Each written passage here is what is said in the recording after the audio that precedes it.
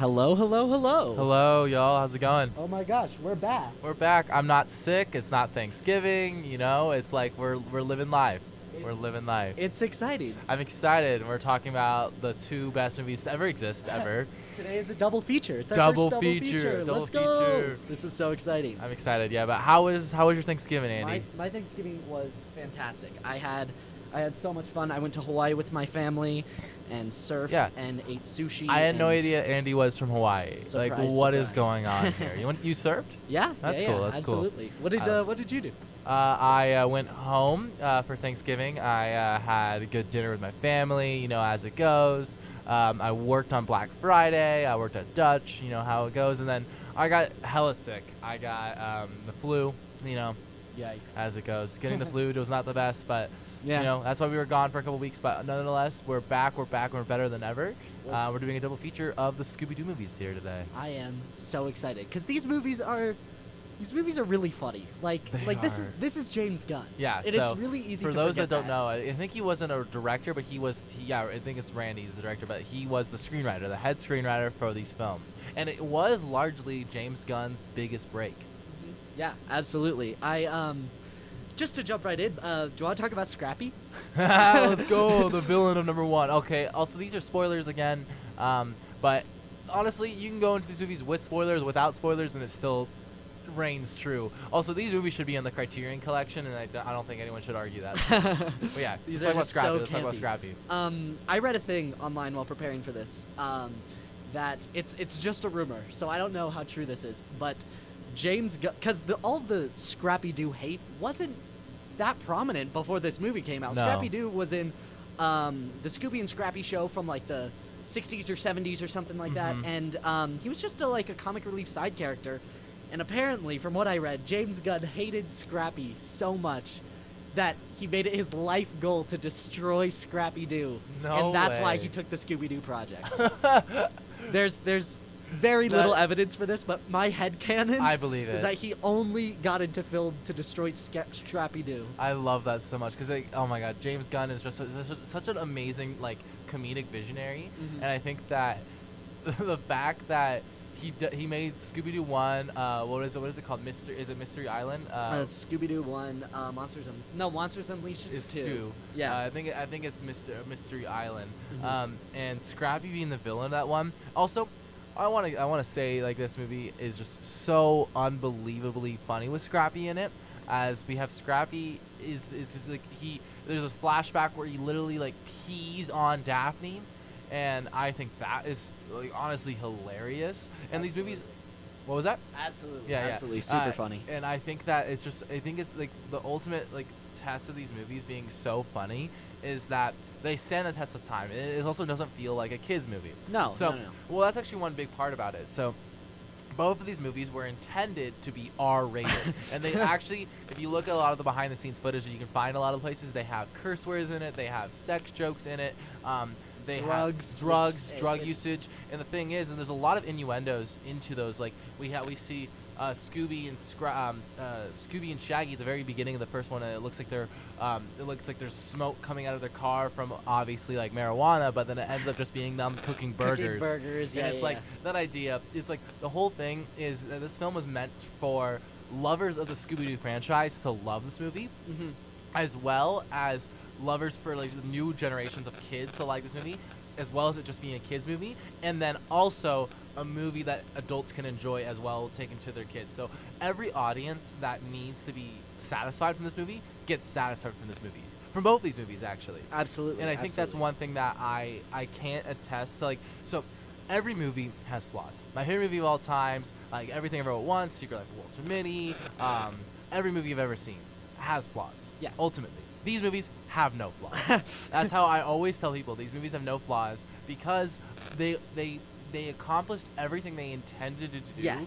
perfectly. They know exactly what type of movie they are. It's if you're going into this movie thinking you're going to watch some well-rounded piece of cinema, you're absolutely you're wrong. wrong. You're never going to get that. But you're not watching a Scorsese epic. Yeah, this isn't but it knows what it is and it sticks to it. And what's great is, well, actually, what I admire most is Scooby-Doo is such a long-running franchise. I think this movie came out in 2002, And by this point, there was the original there's the original Scooby-Doo, Where Are You? There's spin-offs. There's the Scooby and Scrappy show. There's probably 5 or 6 different running series by this time, and all of these characters are kind of have their shtick, you know, Yeah. like that.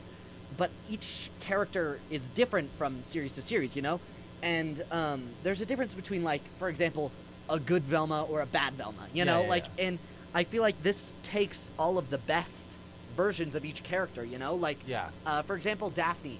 Daphne, I feel like, is one of the characters that gets mistreated the most, you know. Absolutely. Daphne is either... She's kind of the product of, like, the Cold War era of, like, women only do pretty things. Yeah. And then in this movie, she is she's a bad... I can't say the word. Bad arse.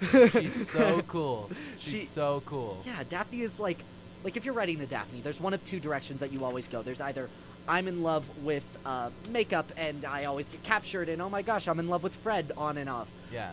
Or there's the Daphne that's like, I'll tell you if your shirt doesn't match your pants, but I'm also gonna beat you to a pulp if you, like, do it. She literally beats a luchador. Like, Uh-huh. I think she kills him. I think she kills him. He falls into, like, the pit of despair, and, like, I think he's dead. Yeah, like straight to, like, the river Styx. Yeah. In the second one, or no, in the first one. The first one. Yeah. It's really good because for Fred, for example, Fred is such a blank slate. Fred is different from every single iteration, and my favorite, of course, is Scooby-Doo Mystery Incorporated, the Cartoon Network show from the early 2000s, where he's in love with traps. But that's the thing. Fred is such an empty, nothing character that he can be literally anything. Yeah. You know? Like, in some of the, like, direct-to-DVD, HBO movies, there's, like, oh, we're at a circus. Fred loves circus. Fred likes astronauts. Oh, my gosh, I love space, you know?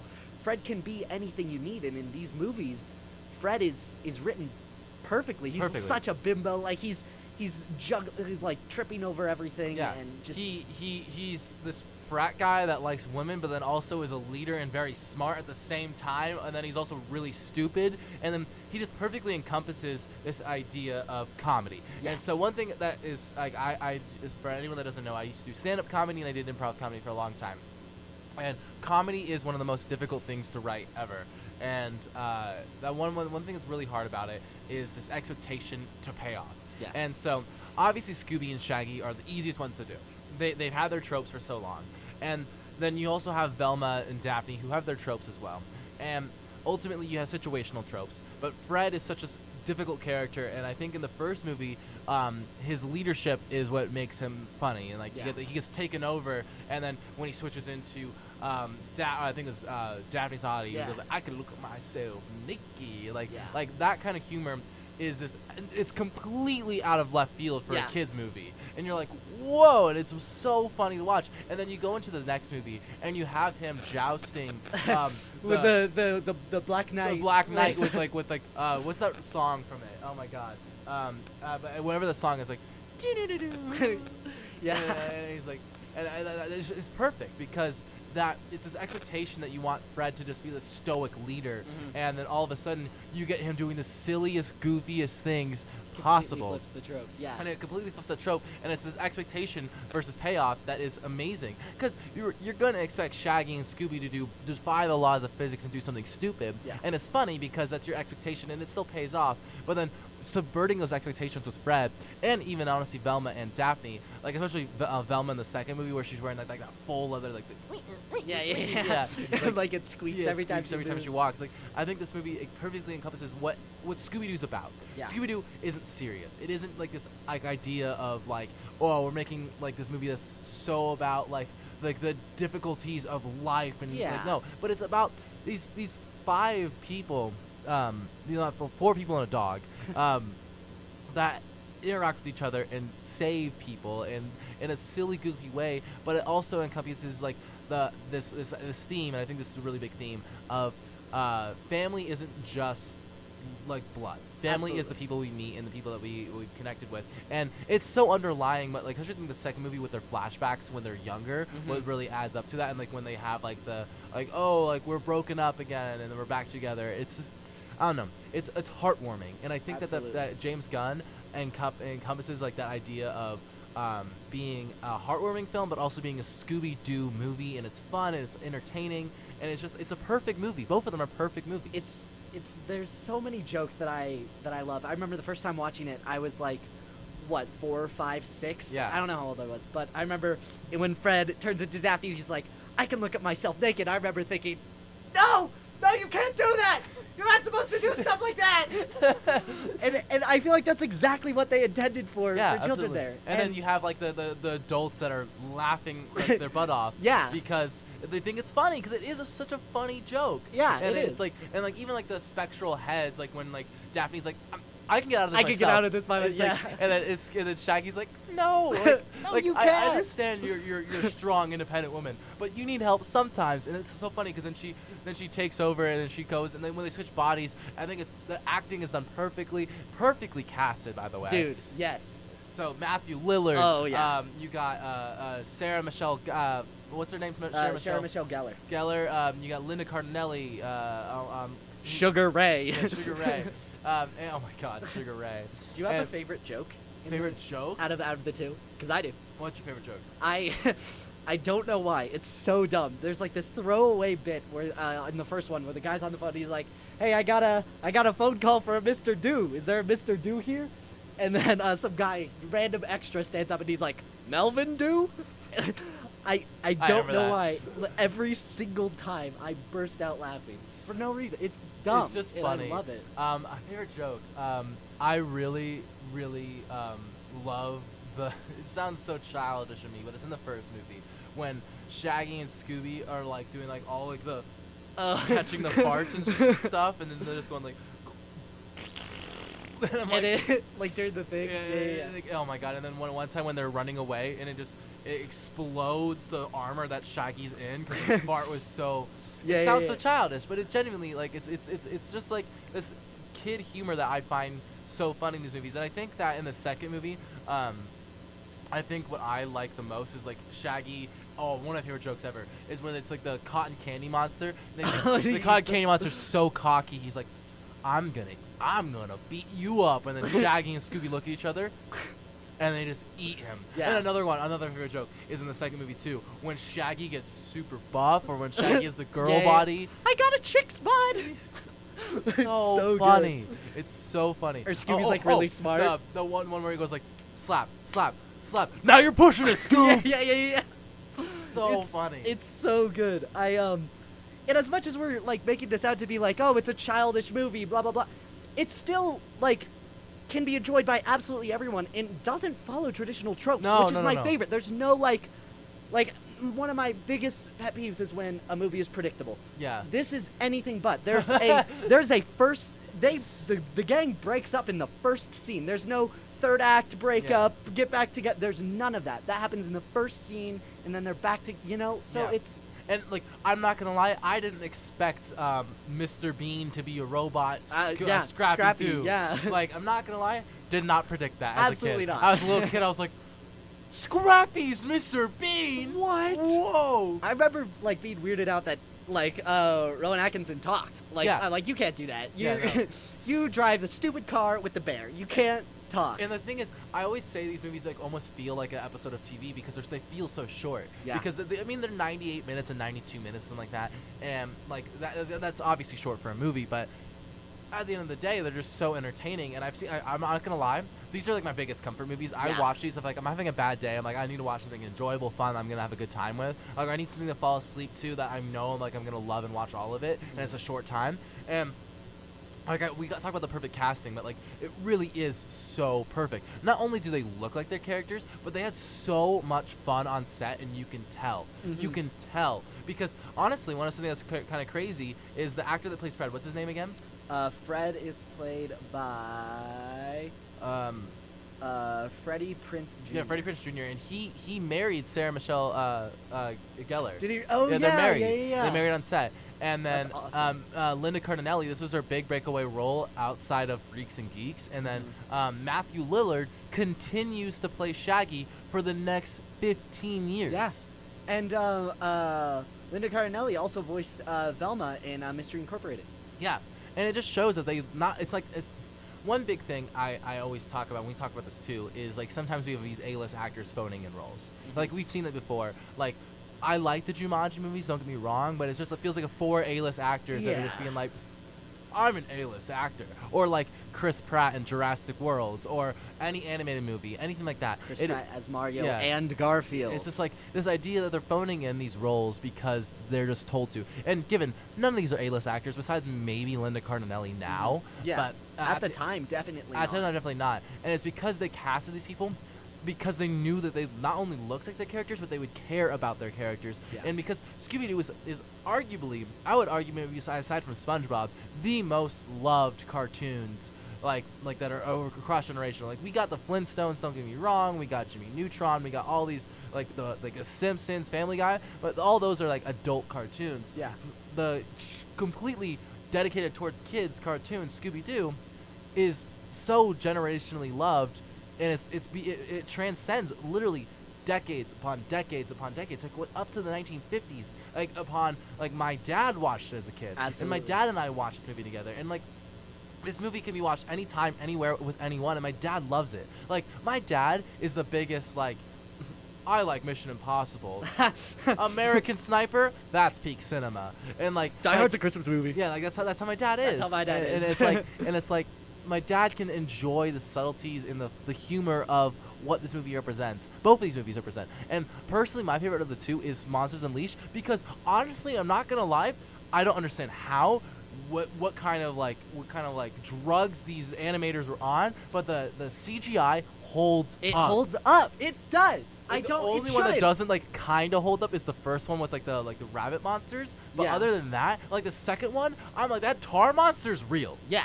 That's Absolutely. real. Like Captain Cuddler. Yeah, Real. real.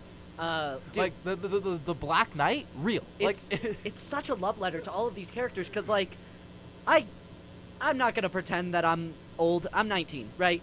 So these movies came out before I was born. However, I didn't watch them until after I saw Scooby-Doo, Where Are You? You know? So I knew Captain Cuddler. I knew Black Knight. Yeah. I knew all of these. The two little skeleton dudes. I knew Minor 49. Minor all 49er. Oh my god. all of them come back, and one of my favorite parts of the second one is I'm back on one of my favorite jokes is when they're clicking the buttons to create them, and then they just go, "We're the greatest detectives," and it's like they're kind of rapping. Yeah. It's so good. And it just shows that James Gunn and who's the director of this film? James Gunn is. James is the writer, but I can't remember who the director is. I think his name is Randy something. I can look it up. The Yeah. first one is directed by.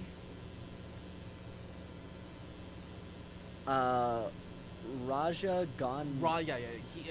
He Does obviously now. also took the screenwriting and made it into such a love letter to every generation of Scooby-Doo fans, Mhm. every new generation of Scooby-Doo fans, every parent that got dragged by their kid to go see this in the theaters, and then every straight-to-home DVD people that are like, oh, we need something to watch. What's on Redbox? Oh, the Scooby-Doo movies. Yeah. Why not? Those look fun. I like Scooby-Doo as a kid, and they love it. I've not met anyone that doesn't like these movies. Absolutely. These are good for your grandma who grew up with the original, your parents who grew up with it, and you. You can all sit down and watch and enjoy and recognize. And your younger cousin that is an iPad kid will still love these. Yeah, absolutely. You can all recognize and love for what it is, because it is a love letter. It's exactly what it is. It's And it's a perfect. I love them so much because they're perfect movies. So I know we've been talking about just the movies in general, but so the plot line of both of these movies are, so the first one is the gang breaks up, bah bah bah. They don't know, they had falling out. Literally the first 10 minutes. Shaggy's like, oh, we go together we're all a sandwich, all of us. You're the pickle and relish, and I'm Yeah. the chocolate drizzle. And then Velma's like, you're right. We don't go together. Yeah. Your point is absolutely perfect, and that's not what Shaggy intended. Yeah. So they break up. And then they get back together because they end up being on the same flight together to go to Mystery Island. Yeah. And on Mystery Island, things are going amiss, and people are going missing, and then people come back as not themselves, and then all of a sudden there's this secret cult that then is taking over people. Then there's these monsters there, and then all of a sudden their light force is being drained, and then it's crazy and so it's stupid fun. Wild. And then all of a sudden you get you get all the characters like Shaggy, Scooby, Velma, Fred, and Daphne, who saved the day and ends up being Scrappy-Doo, who was orchestrating it all. In the second movie, they're famous. They're still famous because like they're what's the island? Not the island, but where are they from? Coolsville. Coolsville. I think Coolsville sucks. Yeah. I think Coolsville sucks. I did not say that. I did not say that. That's taken out of context. Which is also so funny. And then the second movie is about like how all of a sudden all these real monsters from their past come to life, and it's with like they steal the costumes from Yeah. the museum and put them in a machine, and the costumes bring them to life. And I think that's one of the most interesting parts about both of these movies is like Scooby-Doo is not like traditionally sci-fi. Like there No. has been instances of it, but usually you take off the mask and it's a guy who's special effects Quentin Beck Yeah. type beat. But this one, your souls are ripped out and put into a cauldron. Like Yeah. that is real. That happened. And then the second one, Captain Cutler, real guy. You know. Yeah. So it's like these tropes of take off the mask. Who is it? And they have like real threats. You Yeah. know.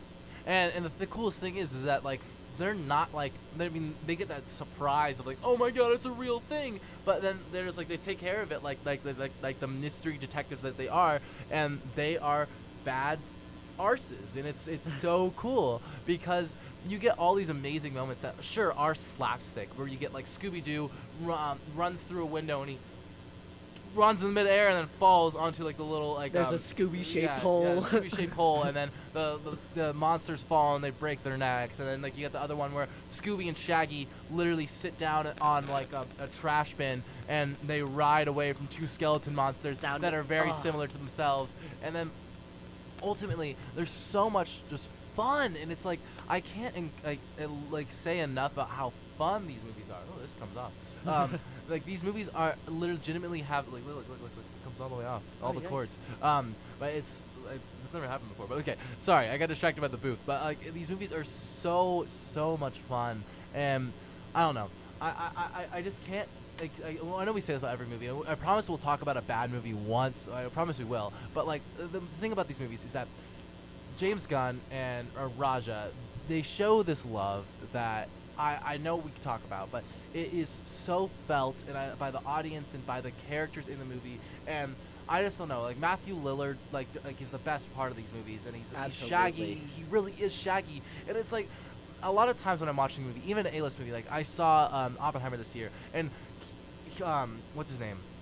What's the actor's name? The guy who plays Cillian Big Murphy. Op? Yeah, Cillian Murphy. Amazing actor, transported into the role, but at the end of the day, I can still like, that's an actor. That's Big Cillian K Murphy. right there, Like, but then this movie, I'm like, that's not Matthew Lillard. That's freaking Shaggy, bro. That's Shaggy. And it like That's Shaggy Rogers up there, man. and I know like it's hard as an artist to like be known so well for one thing. I think of like the cast of Friends, like that will always be Monica, Joey, like that will always be them. And with Matthew Lillard, I really wonder how he feels about it, because when I watch the new FNAF movie, I'm always like, oh my gosh, Shaggy Rogers is like, I'm really curious on how he would feel about something like that. I think I've seen interviews of him before. I know I have. Is that he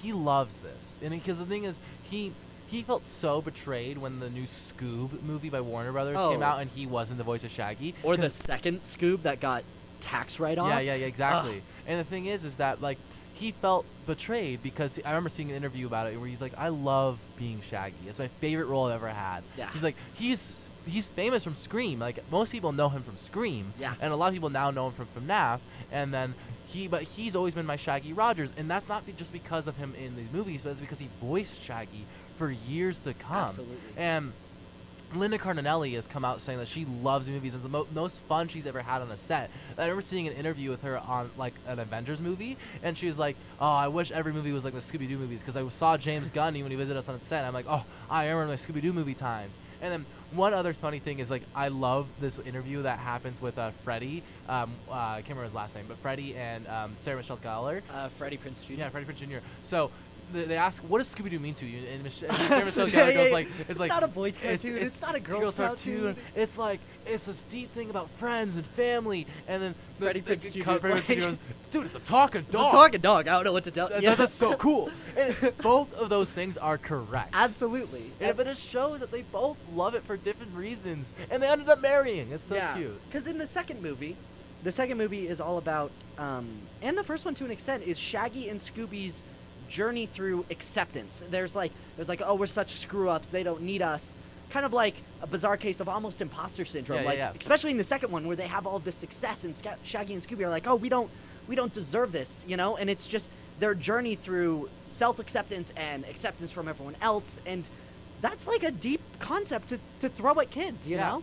Yeah, no, absolutely. And like one of the big things is that like Shaggy is like in the second movie especially, he's like, and to Scoo is like they feel like they need to be someone else. They feel like they need to have the intelligence of Velma, or the charisma of Fred, or the bravery of Daphne, and they try emulating that and they fail because they're not Fred, they're not Daphne, Fred or they Velma, can't, you know. And they see this stuff, and then what ultimately comes down to it is at the end you see them be themselves. You see that Shaggy throws that frisbee from the flashback to Scoob, who ends up using it as a surfboard, saving everyone, killing the tar monster, and with a fire extinguisher. And it's just like, it's the silly goofiness that Shaggy and Scoob bring. Because realistically, Velma, Fred, and Daphne almost never have slapstick, with Fred as like kind of that sole exception where he kind of has a slapstick occasionally, and Daphne somewhat where she spins and kicks the luchador. But like at the end of the day, their slapstick is few and far between, where Shaggy and Scoob's almost in every scene.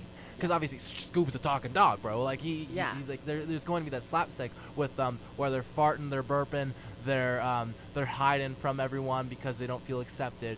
They get hit on the head, and then they get big bodies, whatever. You know, at the end of the day, it's like they learn to accept themselves, and I think that's so important. It's such a big thing for kids. Like as a kid, like man, like actually in middle school and stuff, like I couldn't find my place, and like again, we're like so many people are telling these kids nowadays, like this generation alpha of like, you need to know what you want to do since elementary school. Like you need to, like as elementary school, like, I was like, I want to be an NBA player, like I want to do any of these special crazy things, and like I obviously didn't find myself until I came to college and high school, but like at the end of the day, like you don't need to know. You just gotta be yourself for a little bit. Be a kid, and like I think Shaggy and Scoop emulate this idea of like they're just being themselves. They're being kids at heart, and it's beautiful.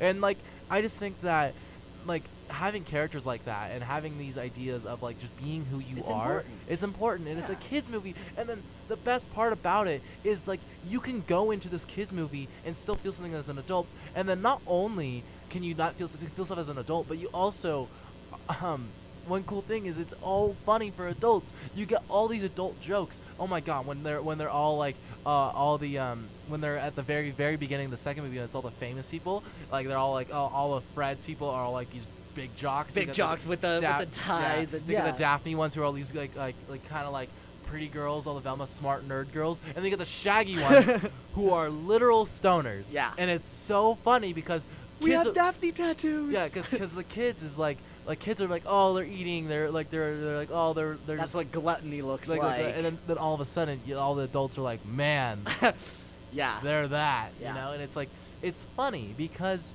at the end of the day, it's like they aren't like, they're not trying to like just appeal to just one audience, but they're appealing to all audiences at the same time. Scooby-Doo is a multi-generational IP, and I think they successfully nailed every single one. Yeah, you know? Absolutely. And I think that one of the biggest instances of like Warner Brothers and producers not understanding it has been this new iteration of Scooby-Doo. Yes. Because Scooby-Doo has always been about all of the characters, all of them all at once. Yes. And it's never been about singular characters or about like making it so childish that it's unentertaining for adults. Because Scooby-Doo is a generational thing.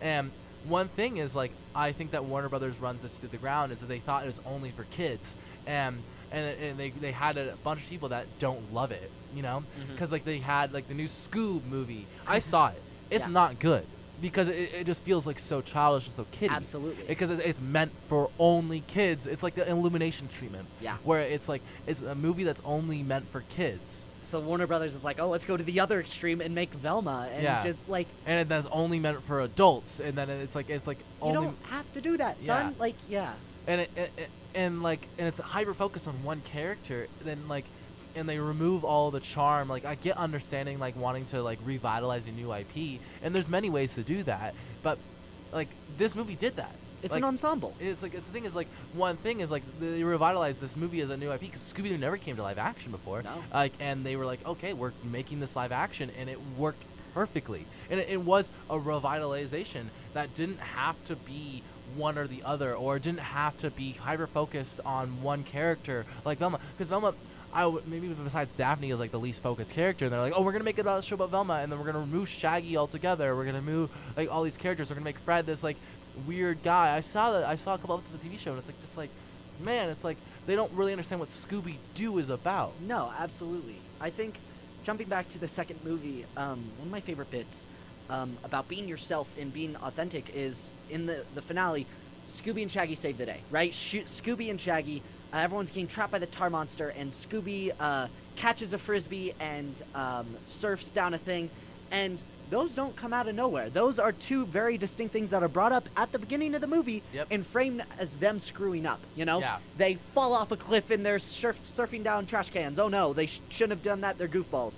Oh, they catch a frisbee, but oh no, Scooby slams into a tree, you know? Yeah. Those are them being their authentic selves, you know? And yes, they're goofy and they're funny, but that's them, and that's how they save the day, you know? And like at the end of the, like you have the beginning of like where they tie up like the I think it's the pterodactyl monster, and like the pterodactyl just falls down, and like they show that they screw up from being themselves, and but at the end of the day, what saves the day is them being themselves. Yeah, it's about perspective. There's this idea that like, yeah, sometimes you're gonna mess up. Yeah. You are. Like you will mess up for being who you are, and that those mess ups might kill you, might feel horrible, but at the end of the day, being yourself is what makes you you, and it's beautiful and it's fantastic, and you have your authentic self saving the day as well. You can have both balances, and just because you're like being your authentic self is not always gonna be perfect. No, it never. And but being your authentic self is what makes everyone around you care about you.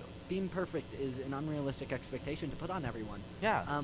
But I would say at the same time, Shaggy and Scooby, their quote unquote screw ups or mess ups aren't really even that ever, you know? Like I had this teacher in high school, and he had this quote. I don't remember who said it, but it's so cheesy and corny, but he says, the same boiling water that makes pasta soft makes an egg hard. It's all about perspective and how you look at things, you know? That's a great quote. quote. And I kind of think that applies to Shaggy and Scooby here, you know? It's like the same goofiness of catching the frisbee or of surfing down a mountain of, oh no, that's a screw up, or it saves the day, you know? And it's all about perspective. Absolutely. And I think another one of those, like, a testament to that is that we see that Fred and Daphne and Velma struggle with that same idea as well, and to some extent. But you see this Fred, like, he gets, like, his words twisted on TV, and he's like, I don't feel like a leader anymore. And then when he finally gets the chance to fight against the Black Knight, he's like, everyone go ahead. Yeah. Like, I got this. Yeah. And not gonna lie, he does fail, kinda, technically. Yeah. But then he comes back with it, and he does. The only reason they ever get as far as they were is because Fred took that thing of being like, I need to start this. Mm-hmm. Bon Jovi's the song. Oh my God, the singer of the song is Bon Jovi. But and then Daphne is the next person that has to go and With be like Sparky or whatever. And 1,000-volt ghost. She also fails, Yeah. and then they come back together and they defeat both of them together as a team. And who does Velma fight in that same thing? The two skeleton monsters. The two skeletons. Yeah. Yeah. And she ends up defeating them as well from being her intelligent self. And Shaggy and Scooby eat the cotton each candy kind of monster, monster, and they fart on Miner 49er, Yeah. and it's like they all defeat these monsters either from working together or being themselves and understanding like that they don't need to always be perfect, and they just can always be themselves. And like Fred got rid of like the idea of like he needs to be this macho perfect guy, and he just ends up defeating the Black Knight. And then I don't know, I can't incorporate how much I love these movies and how much I think the characters love these movies as well. And I've seen so many behind the scenes and how much like these actors are smiling, the crew members are smiling, and like I own both these movies. Yeah.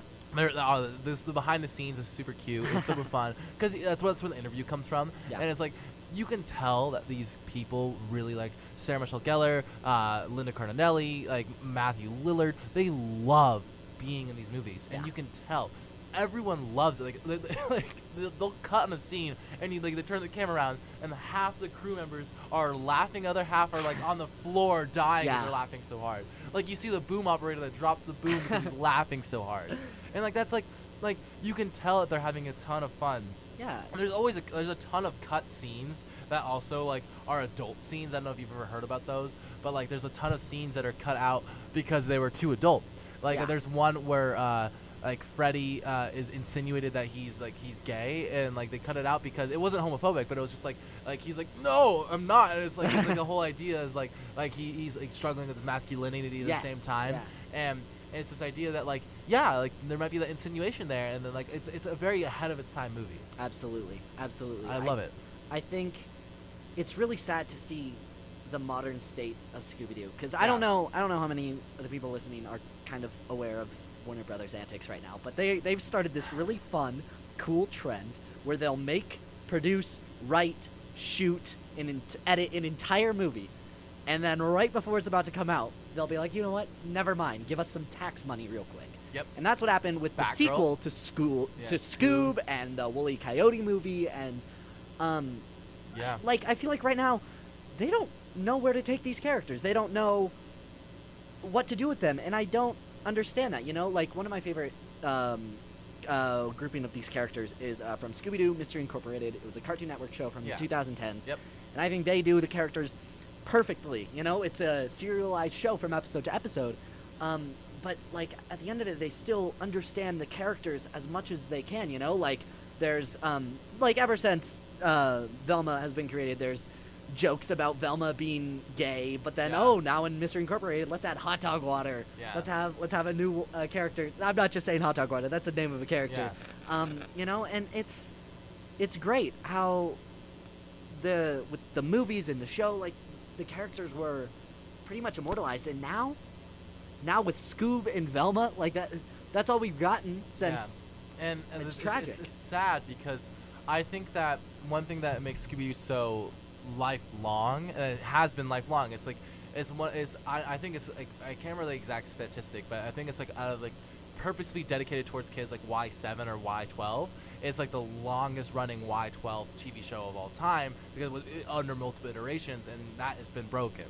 It doesn't exist anymore because there isn't a Scooby-Doo serialized show anymore. And even Scoob wasn't about Scooby-Doo. That was a Blue Falcon movie. Yeah, no, exactly. Like, why would you do that? And I just think they don't, like Warner Brothers, and it's so sad.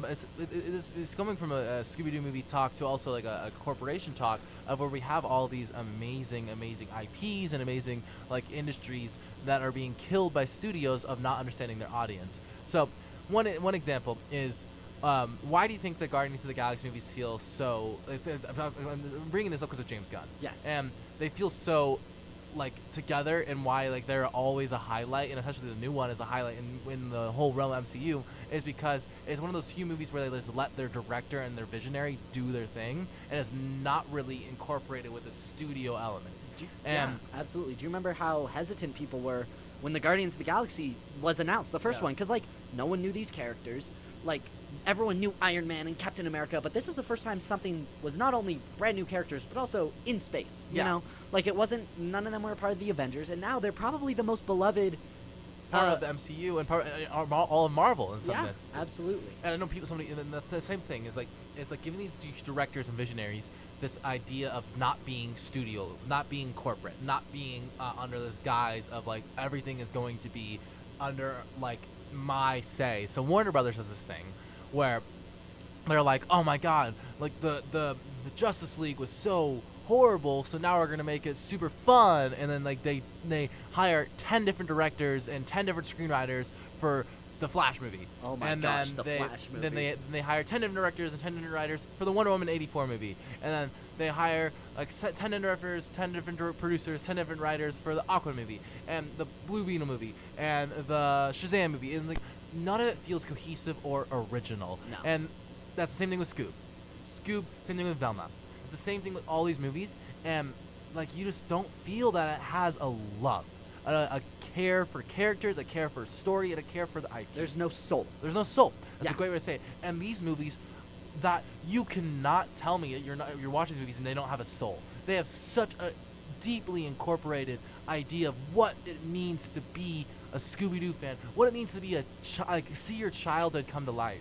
Absolutely. I know with Scoob, it's a bit different because it's animated, but I know we talked a couple weeks ago about hearing people smile in the booth, and that is just not happening in Scoob. You know, every line delivery is kind of bland and disingenuous, and even in live action, you can tell when actors' smiles are fake and they're not great, but every single line with a smile in both of these movies, you can feel the love and care and passion and happiness from Matthew Lillard and like every single character, and also the director and the crew. You can watch their excitement build off of each other in the scenes. You can tell that like these animators were like, man, I'm gonna make this thing look cool as heck. Yeah. Like literally the tar monster and the Minor 49er have no right. From 2005 or 4, when did the second one come out? The first one was 2002, and the second one was 2000 and hold on. Let's see. 2004. 4. Like these animators probably again, probably not paid well enough, but at the end of the day, they're like, I don't care. This is gonna look super cool. This is gonna look super dope. And like the tar monster, I'm like, as a kid, I'm like, that's Yeah. the tar monster, I'm like, no, Shaggy, no, Look out! look out, because I think it looks real. Like I genuinely think it looks real. And it's 2004. They animated on a dial-up modem. Exactly. Yeah. And it's like, and it is beautiful looking. And it like Scooby-Doo, it's a dog. The dog's there, bro. Like, They interact with it. It looks like sure, some of the animations look stiff at times, but like it's from 2004. Like it's. But none of it gives Uncanny Valley. None of No. it gives like it feels fake. All of it feels like it's a Scooby-Doo movie, and then the ship floating through the ship freaking floating through this Coolville. It all looks so cool and real. Oh, the and pirate awesome. ship is one of the most beautiful parts of it. It's like there's so much care and love, and I just like every aspect from editing from pre-production and the script. Yes. Like you feel that James Gunn is like, I'm gonna write amazing movies, and you do feel it. Then all of a sudden, the actors, the crew, the director, all on set, you see them like, oh my god, I love being here. This is my favorite movie I've ever been in. Where like to this day, these actors are saying, this is my favorite movie I've ever been on. Absolutely. And then you go to the post-production with the sound design, with the don't get me started on like the freaking fart sounds, bro. They're so well done. Like they are. Like it sounds dumb, but like they are, and like all like the Minor 49 or the voice acting of like no reason the tar monster needs to sound that good. Like it's a monster made out of tar. James Gunn's hype and excitement for this movie not only carried writing, producing, editing, shooting, not in that order, but also was contagious for everyone. Yeah. And lasted. It takes so long to make a movie. It Yeah. takes years, but that hype and excitement and passion lasted not only the years until release, but also from writing to shooting to editing to release to now almost 20 years later when like The actors are actors still talking are about hyped, everyone on the crew is still hyped, James Gunn is still hyped. Like they talk about like this experience of being on this movie because they loved it so much. And I'm not gonna lie, these movies made I think they were on a really low budget as well. Like I can't remember like their budget, but they made like I think 80 million or something like that, or I mean, that might have been their budget. But they made a lot of money in the box office too. it had the first one had an $84 million budget, and the box office it got 275.7 million. Yeah, and so it tripled. That's crazy. It tripled, almost quadrupled its budget. Yeah. And like, I can guarantee, like at the time there was almost no advertising, like because it's just Scooby-Doo, bro. It's Scooby-Doo. And I think this can be a whole 20-hour conversation, but $84 million for a movie is incredible, right? Yeah. Disney just released a new movie called Wish, and it has allegedly $200 million budget. What? And it's just a whole thing about Disney, right? But the budget for Into the Spider-Verse was $90 million. So like Disney is completely flopping right now in every single sense because of how large their budgets are. You can't make $200 million movies and expect a profit unless it hits #1 at the box office, you know? And Wish isn't doing that. And they're just not at all. And this movie and Lifeless. Spider-Verse and like all of these movies that we've covered so far have had close to no budget. You know, I mean, 90 million's a lot, but like, Realistically, movie-wise? for movie-wise, like for a box office, like it's not a 20 million dollar movie. It's like these are movies that are technically by any standard like some Warner Brothers, Sony. They're high production movies, but they're just not. They're like, we're gonna spend our money wisely and carefully. yeah, and with inflation for 20 years, Scooby-Doo, the first one from 2002, has the same exact budget as 2018's Into the Spider-Verse. They have the same budget, Yeah. you know? So, like, there's no excuse on why you need $200 million for a movie that flops, Yeah, you know? no, Like, exactly. it's crazy how... And it's a whole other conversation. And the reason but- that movies flop is like because they are bad or they are lifeless. Yes. And like sometimes it's both. Yes. And like sometimes a good movie can be lifeless, and sometimes a lifeless movie can be good. But I may mess it up. But beside the point. At the end of the day, these movies are flopping because they just don't feel real. They don't feel like they cared about like the Marvels. They just feel so yeah. corporate. It feels so unfun. I remember back in the early days of the MCU, there was a very distinct visual, directorial, and acting style for all the different movies.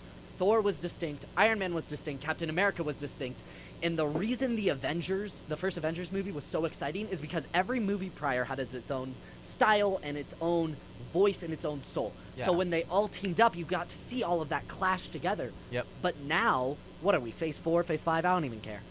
It's so hard to care It's about Phase Marvel 5 now. Yeah. Ugh. So now in Phase 5, like, you can get one scene from the Marvels and one scene from Spider-Man or whatever and put them back to back and turn off the audio, and you would not be able to tell that those were different movies. Yeah, exactly. And you can do that for the past 20 movies, you And know? TV shows and stuff. Absolutely. Yeah. And that's where I think that like this has so much care and love in these Scooby-Doo movies. And I think that's something we talk about in a lot of movies we watch is that we've talked about is that there is love and care. Like we talked about the first week where we talked about Secret Life of Walter Mitty. You can tell that there's care and love for the story that's being told.